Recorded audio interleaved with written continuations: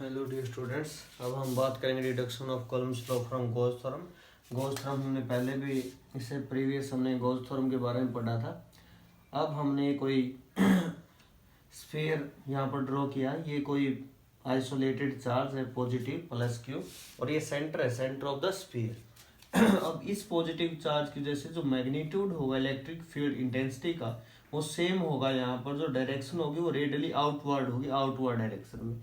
For example ये small area हमने यहाँ से कट किया, इलेक्ट्रिक फील्ड जो है वो नॉर्मली आउटवर्ड होगा, और यहाँ पर जो एरिया जो लिया ds, इसकी वजह से जो डायरेक्शन होगी एरिया वेक्टर की वो भी क्या होगी, आउटवर्ड। दोनों एक ही डायरेक्शन में जा रहे हैं, इसलिए थीटा यहाँ पर एंगल क्या होगा, 0। Clear. Consider an isolated charge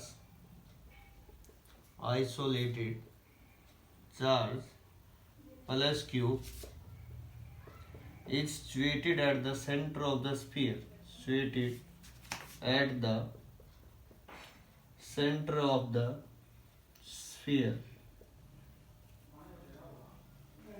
clear. अब हम बात करेंगे, यहाँ पर हमने स्मॉल एरिया एलिमेंट कट किया है। Now the magnitude of electric field intensity is same throughout its surface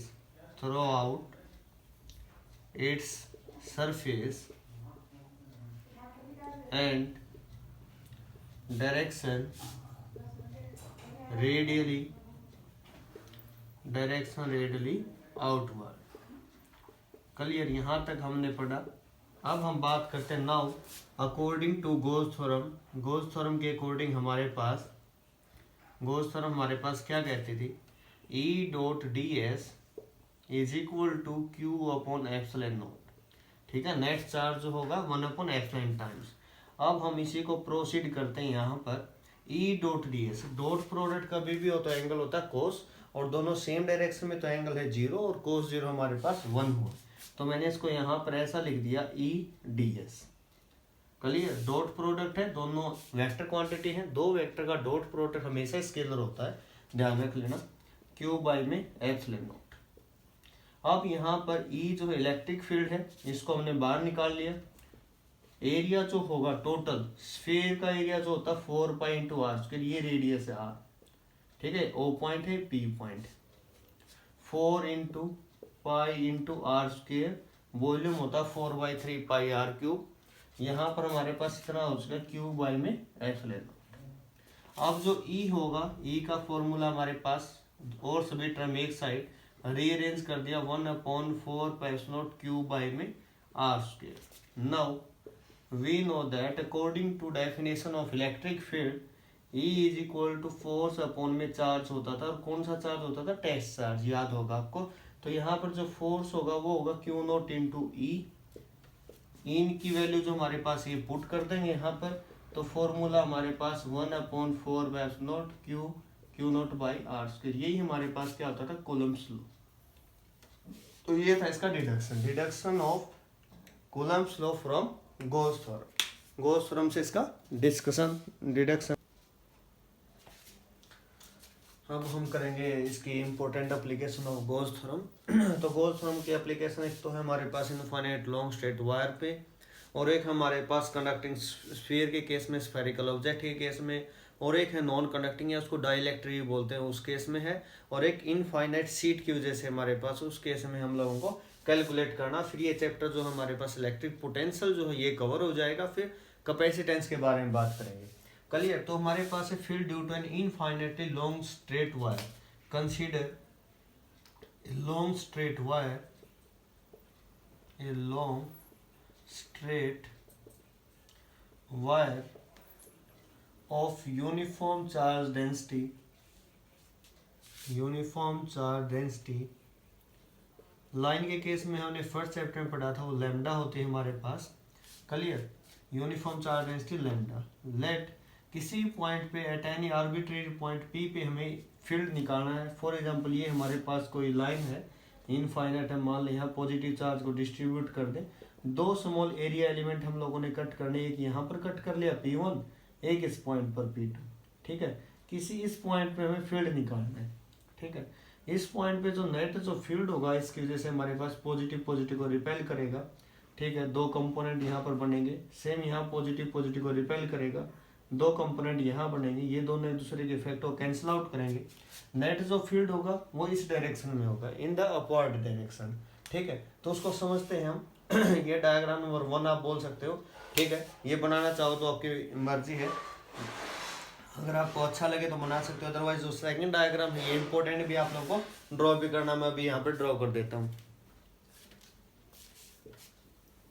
ये हमने यहाँ पर कोई भी वायर ली हुई, या वायर जो हमारे पास एक प्रकार से सिलेंडर का काम करती है, ठीक है।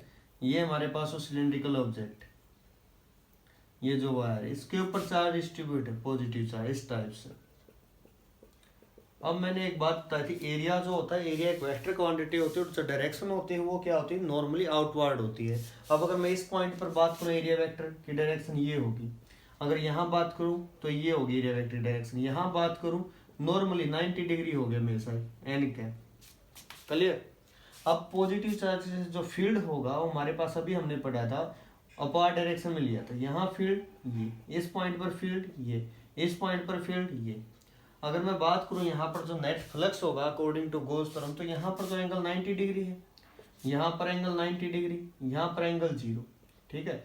समझने की कोशिश करना, जो फ्लक्स का जो फॉर्मूला था ई डॉट डी एस था, मीन्स कोस थीटा था, और कोस 90 पे क्या होता है 0, तो यहाँ पर कोई फ्लक्स नहीं होगा, यहाँ कोई फ्लक्स नहीं होगा।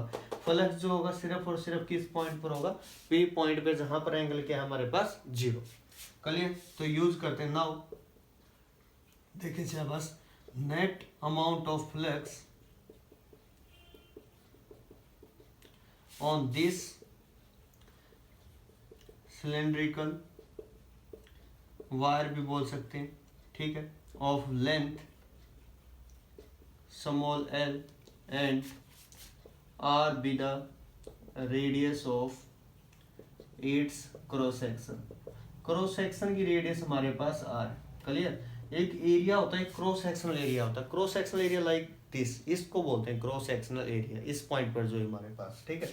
तो ये रेडियस तो r गिवन है और ये लेंथ l गिवन है। अब मैं बात करता हूँ फ्लक्स, यहाँ पर 3 पॉइंट की वजह से है, φ1 प्लस φ2 प्लस φ3, यहाँ φ1 मान लिया, यहाँ φ2, यहाँ φ3, तो ये दोनों कंपोनेंट 0 हो जाएंगे, क्यों, एंगल क्या है 90 डिग्री और कोस 90 0, तो ओनली जो फ्लक्स बचेगा इस पॉइंट पे बचेगा ई डॉट डी एस। अब यहाँ पे डॉट है मीन्स कोस थीटा आएगा, सेम डायरेक्शन है, कोस 0 1 हो जाएगा, तो सिंपल हमने यहाँ पर ई डी एस इस टाइप से लिख दिया, ई को बाहर निकाल लिया। टोटल एरिया हमारे पास सिलेंडर का टोटल जो एरिया होता है उसका फॉर्मूला हम पढ़ते हैं 2 पाई आर इंटू एच, ठीक है। 2 पाई आर सरकमफ्रेंस होती है, इंटू में हाइट, इस प्रकार से पढ़ते हैं, ठीक है। तो हमारे पास ये जो है 2 पाई, हमारे पास जो रेडियस हमने आर माननी हुई है लेकिन लेंथ एल माननी हुई है, तो एरिया होगा 2 पाई आर इंटू एल, ठीक है। यहां तक हमारे पास हो गया इक्वेशन नंबर 1। अब सेकंड जो फॉर्मूला था हमारे पास फ्लक्स का, वो हमारे पास था net charge enclosed by that surface divided by में एप्सिलॉन नॉट।